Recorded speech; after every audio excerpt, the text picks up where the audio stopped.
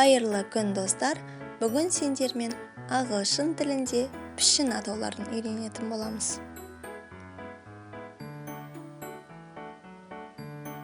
Circle, Шеңбер, circle,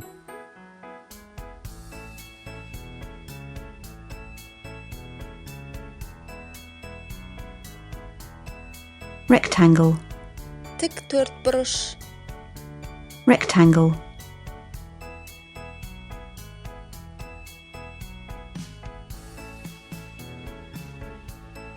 Oval, сопақша, oval,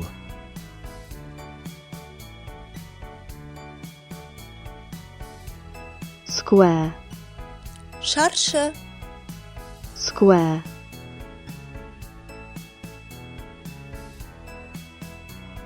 rhombus, ромб, rhombus,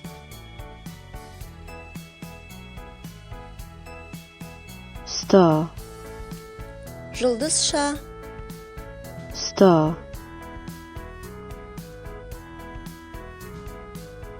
арнамызға тіркеліп, лүпіл басуды ұмытпаңыздар достар.